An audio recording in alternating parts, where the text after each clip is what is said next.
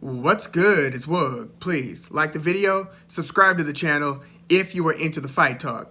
We have Emanuel Navarrete, 35 wins and 1 loss, defending his WBO featherweight title against Eduardo Baez. 21 wins, 2 losses, and 2 draws. This is the return to the ring of, could you say, the best featherweight in the sport right now? I feel like that's kind of become the consensus just over the past couple of years, just fight by fight, performance-wise. Emanuel Navarrete has really made a name for himself, and it's kind of interesting.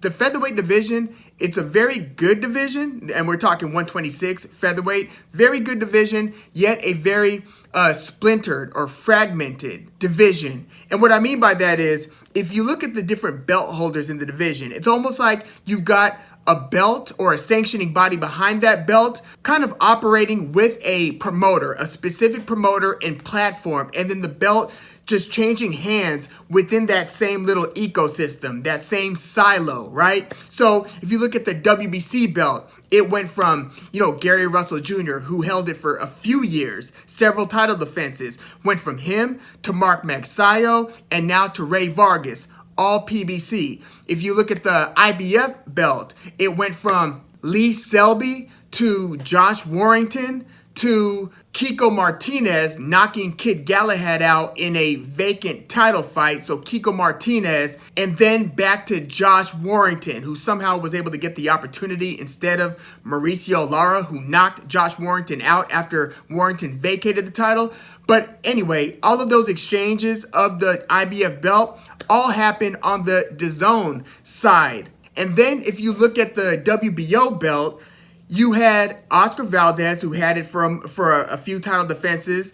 He left the division, went up to 130. Shakur Stevenson then won the belt in the vacant title fight against Joet Gonzalez. And then he moved up. And then Emanuel Navarrete won the WBO belt in a vacant title fight against Ruben Villa, and then has since defended the belt successfully twice. And all of that happened on the top rank ESPN side. And then the WBA, they kind of double dip, because you've got Lee Wood, who's the lesser belt holder of the WBA belt. He won it off of Zhu Khan. That happened on DAZN. He's still holding that belt. And then you inexplicably still have Leo Santa Cruz holding a super WBO title at featherweight, even though he hasn't been competing in the division, hasn't been defending that super title, yet he still has the belt years later. So WBA is kind of double dipping, but you haven't had too many cross-promotional fights, so you haven't had a lot of title unification in the featherweight division. But each one of those silos that run along the respective platforms all have like a handful of very good fighters or pretty good fighters. But yeah, that's kind of the state of the featherweight division right now. But I feel like Emanuel Navarrete has kind of emerged as, the consensus best fighter in the division, especially because the other guy who would have been recognized as such, Gary Russell Jr., recently lost his belt in a fight against Mark Magsayo, where Russell was injured in that fight, but still lost the title. So, with Navarrete, he was pretty much flying under the radar, where if you weren't paying close attention to regional boxing taking place in Mexico, you wouldn't have known anything about Emanuel Navarrete. I mean, he spent his first 26 fights all fighting in Mexico. So he was 25-1. He lost once super early in his career, one of his first professional fights, and then just went on a crazy tear. And again, this was all taking place in Mexico, and it wasn't until he got his shot, and this was at 122, one division below where he is right now, got a title shot against Isaac Dogboe, the very exciting Ghanaian fighter who won the belt against Jesse Magdaleno. Jesse Magdaleno, you might remember, at one point was beat Nonito Donaire. I mean, Nonito Donaire probably looked the worst I've ever seen him look in that fight against Magdaleno. But Isaac Dogboe pretty dramatically took the title from Magdaleno, and then 2 title defenses later was defending it against this, little known Emanuel Navarrete, who ended up giving Isaac Dogboe complete hell in that fight. Won a unanimous decision to take the 122-pound WBO belt from Isaac Dogboe, and then defended it in a rematch against Dogboe And this fight went even worse for Isaac Dogboe, where, in both fights, Dogboe was put on what I would consider a treadmill from hell against this nonstop combination puncher with super long arms for the division, who's just throwing a ton of volume from all kinds of angles, seemingly nonstop. And then you've got a fighter like Isaac Dogboe, who's very quick, very explosive, but likes to pick his spots. Emanuel Navarrete was just giving Dogboe no room to breathe. And again, he won the first fight, taking the belt from Dogboe, beat him even worse in the rematch, stopped him in the 12th round. So that's how bad it was for Dogboe. He sustained a continued beatdown throughout 11 rounds and some change, and then still got stopped in the final round of that fight. Devastating for Isaac Dogboe, to where they're still referencing that fight in Dogboe's current fights, like his recent fight where he edged a decision win over Joet Gonzalez. They were still referencing those back-to-back fights against Emanuel Navarrete as being basically a turning point in Isaac Dogboe's career. But after those back-to-back wins over Dogboe, Emanuel Navarrete defended the belt 4 more times. So at this point, he has 5 successful title defenses of his belt. Then he moves up to 126 featherweight, beats Uriel Lopez, and then has the vacant title shot against Ruben Villa. And Navarrete in that fight wins a clear unanimous decision over Villa, becoming a 2-division champion, now winning a belt at 126. Again, it's the WBO belt. So after beating Ruben Villa, he defended it successfully against Christopher Diaz, basically beat him up for, again, majority of the whole fight, and still stopped him in the 12th round. You want to talk about somebody who's just a pressure fighter, who's just giving you hell for the entirety of a fight? Look at how many late round stoppages Navarrete has. Again, he stopped Dogboe in the 12th round, stopped Christopher Diaz in the 12th round. Years before that, he beat Jose San Martin in the 12th round. He is a very unique fighter, Emanuel Navarrete is. I didn't quite get it until I started seeing Dogboe tire in their first fight.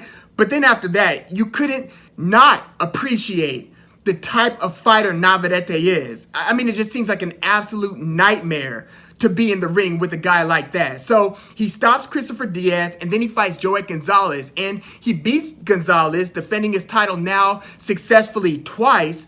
But Gonzalez actually fought a pretty good fight against Navarrete. Basically, I would say giving as good as he got, but no. Navarrete still clearly got the better of Joet Gonzalez, hitting him with more shots, more clean shots, harder shots. But Gonzalez really beat Navarrete up as well. This was a two-way slugfest, so to speak. A skilled slugfest, but a slugfest nonetheless. And Joet Gonzalez was basically game for a hellacious fight against Navarrete, but still came up short, lost via unanimous decision. And this fight against Baez is Navarrete's first fight since that second successful title defense against Joet Gonzalez. So Eduardo Baez, to me, doesn't really, I don't want to say doesn't deserve the title opportunity, but if you consider that, just 2 fights ago for Baez, he lost to Rais Alim, who is pretty much an up-and-coming 122-pounder. So Baez was fighting at 122 until just a couple fights ago, basically just his last fight against Jose Vivas, where Baez won via majority decision. But just the fight before that, he lost a majority decision against Rais Alim. And it was a very competitive fight. One of the judges had it even. The other 2 had it for Alim. But Alim was throwing the quicker punches, kind of the sharper puncher, landing like the more clearly connecting punches. And he was just putting it together where he was showing a lot of lateral movement, which reduced the volume of an otherwise very voluminous puncher. That's one thing that Baez does, is throw a lot of punches. But Alim's movement and then kind of jumping in with his combinations and, his good defense as well. Baez isn't a great defensive fighter, but having lost to Alim, should you be challenging the 126-pound champion 1 division up 2 fights later? I get that we don't always get the fights that we want, but man, and it's not like Navarrete hasn't been fighting good fighters in his recent fights. I mean, he just fought Joet Gonzalez, pretty good fighter, Christopher Diaz and Ruben Villa, both pretty good fighters. But, I mean, they're at least 8 to 12 to 15 to 20 fighters in the division who we'd rather be seeing Navarrete fight than Eduardo Baez. And there are about 15 to 20 fighters at least who seem to be more deserving of that shot than Baez. But, for a long time, Baez only had one loss, and it was like way back in 2017 against Mauricio Lara, the same guy who knocked Josh Warrington out. And it's just looking like he's one of the most exciting fighters in the division. I thought that he deserved a IBF title shot. But yeah, for a long time, that loss to Lara, which was via decision, by the way, that was for a long time Baez's only loss until he lost to Rais Aleem in November of 2021. So 2 fights later, here he is fighting Emanuel Navarrete. So what do I expect between Navarrete and Emanuel Baez? Well, if you look at the fight, not the fight before Baez's loss to Rais Aleem, where, he actually fought a guy who was 13-48 with 4 draws. Think about that. 13 wins, 48 losses was Baez's opponent before losing to Rais Aleem. But the fight before that was against an 8-0 at the time, Emanuel Ortiz out of Puerto Rico. So he was fighting an 8-0 fighter, and he threw a ton of punches in the first round. Again, that is one thing about Baez, is he will let his hands go, especially if you oblige that style of fight. So he ended up beating Emanuel Ortiz, who again obliged that style of fight because he was throwing a ton of punches back. Baez beat him via unanimous decision. And, I assume Navarrete to some degree is going to be obliging as well. Like, you're not going to out-volume Navarrete. So I'm thinking, to beat a guy like Navarrete, I'm just trying to think of the type of skill set you would need.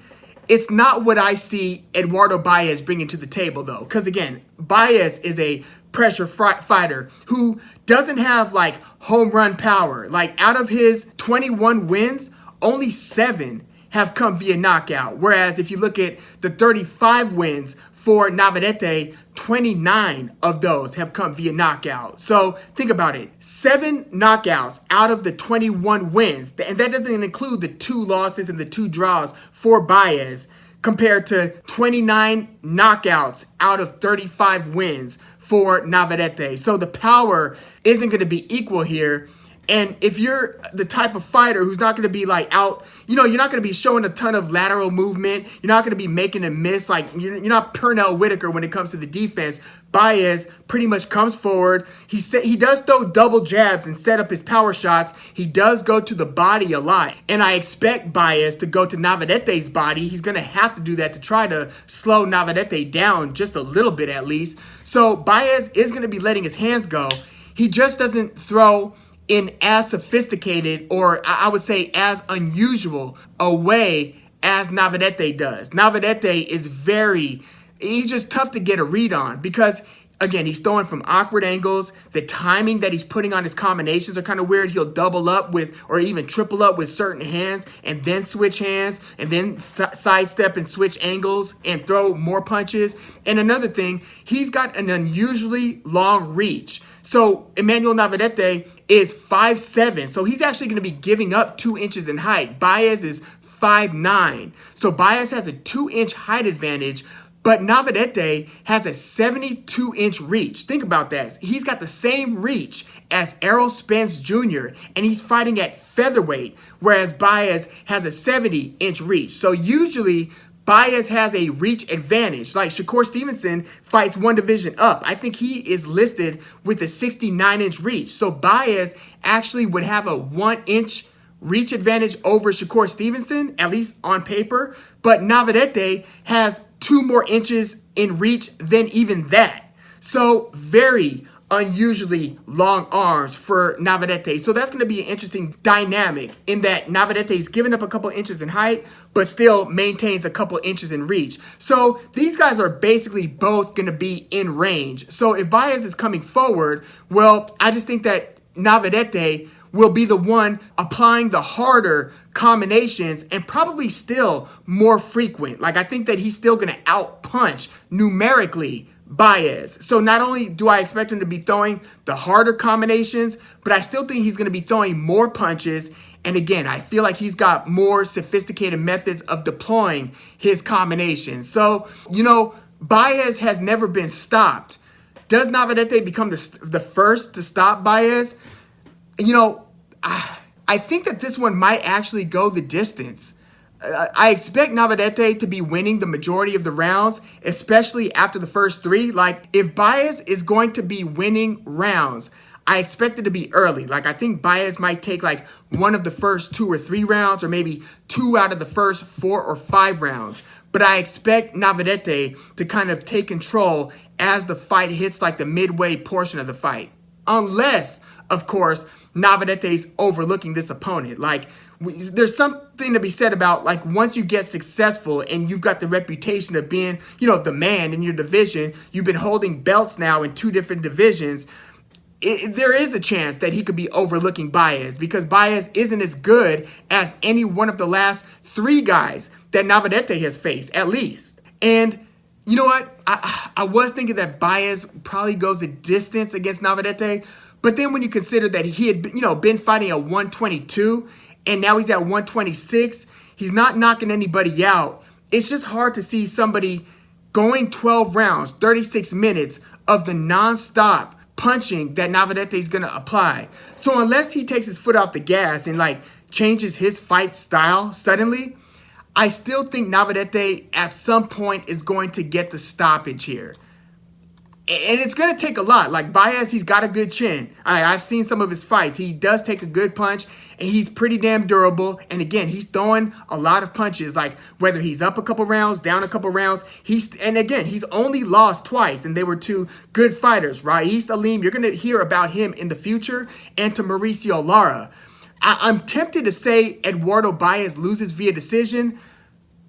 You know what? I'm gonna actually go back and stick with that initial feeling of Baez going the distance against Navarrete. But I don't think it's going to be like a split decision win for Navarrete. I think it's going to be a unanimous decision win. But yeah, let me know what you think of Emanuel Navarrete versus Eduardo Baez. Who do you see winning this fight and how? And if Navarrete wins, how do you think the division is going to unfold, given what we know about the sanctioning bodies and how, again, the belts are kind of running along promotional lines? I mean, there has been a lot of talk about Navarrete going up to 130. That's a big possibility, especially if they can't give him any interesting fights in the division. Like, if they can't, like, cross-promotionally work out Navarrete versus Leo Santa Cruz, Navarrete versus Lee Wood, Navarrete versus Ray Vargas, anything like that, then I will expect him to go up to 130 sooner rather than later, which should make things pretty interesting. I do think